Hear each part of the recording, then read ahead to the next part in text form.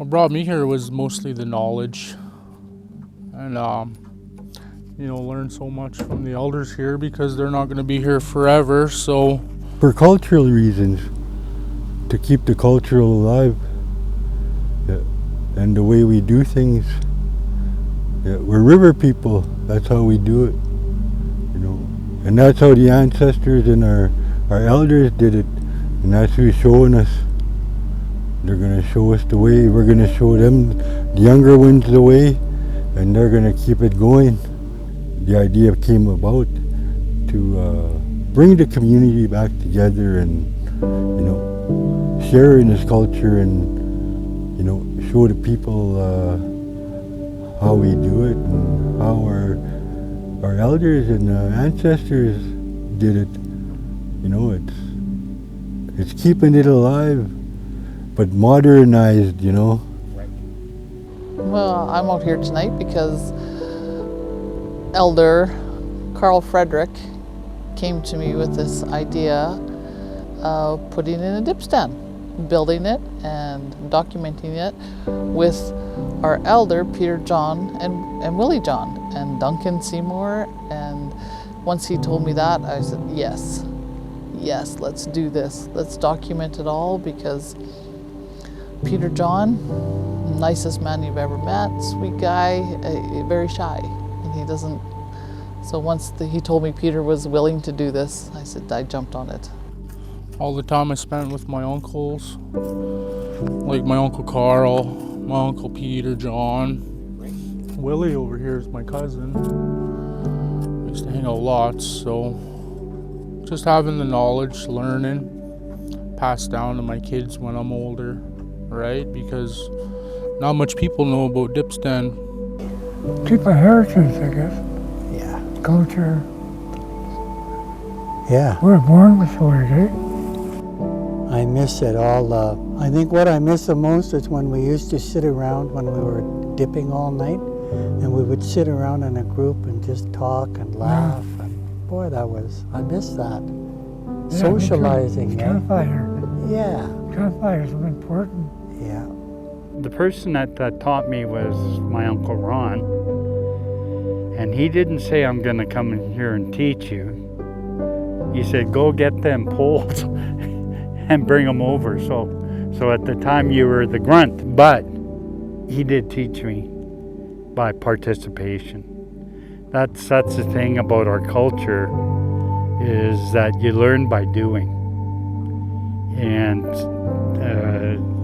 my Uncle Ron was my second mentor, and so he taught me a lot of things about hunting and fishing, the building of the stands, and Ron was very, very good at explaining how you build the stand and why, right? And the setup is quite important. Sort of a community effort.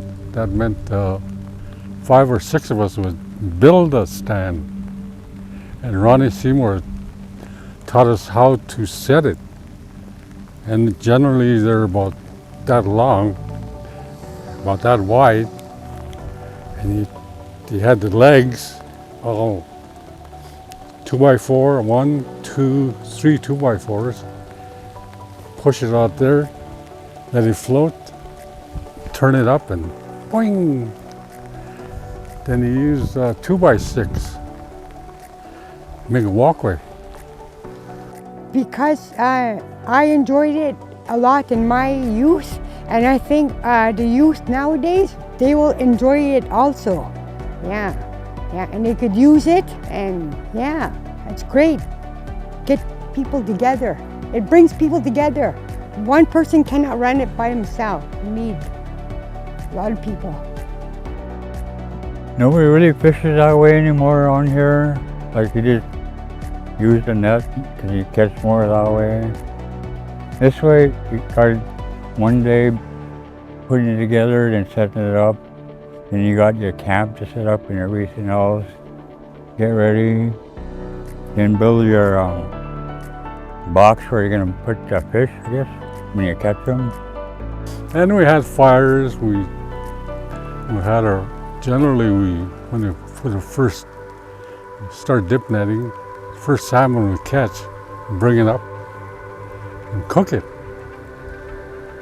Second salmon, do the same thing. Third salmon, okay, I had enough of this. First part of July, after the first run. First run is spring salmon run. And we wait till their run is over. It'll be the first part, second part of July. We start dip netting for sockeye. Most of the dipping took place in the Chaco River. And that's what we got to teach the young people. Make sure they let that female go. And you can look at it and tell, you know, when you're dipping it, you don't lift it. Like with those big fish, you don't lift the net out. You just hold it in the water. Because if you lift the net out, it's going to break. Because they're big fish. So you just hold it in the water, you know, and control it that way. If you're going to keep it, we have a basket on the shore, a wood basket, leaves in there. And then sometimes it gets quite a bit for yourself to dip, and you usually have maybe another partner or a couple of partners that will take over or switch over.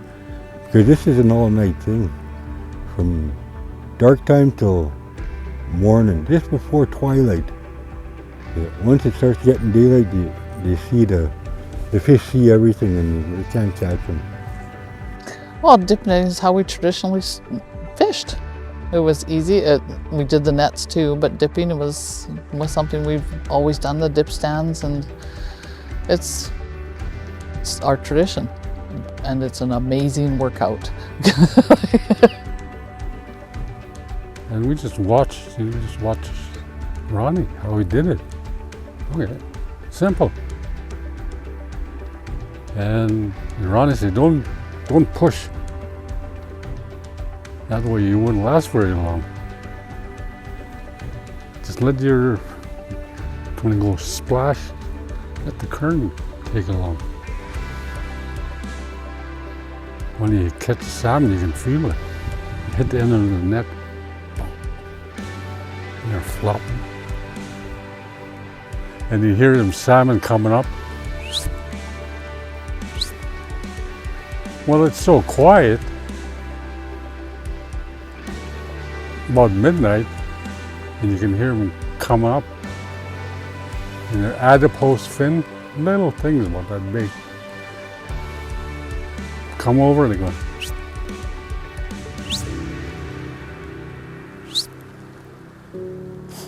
And you heard that all night. Oh, it's a lot of memories. I was sitting on the bank over here talking with Carl, and just the memories that he was talking about.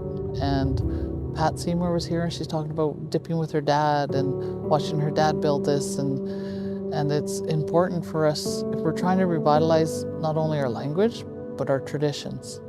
So this is an amazing way to bring a little piece of our traditions back. It was a community thing.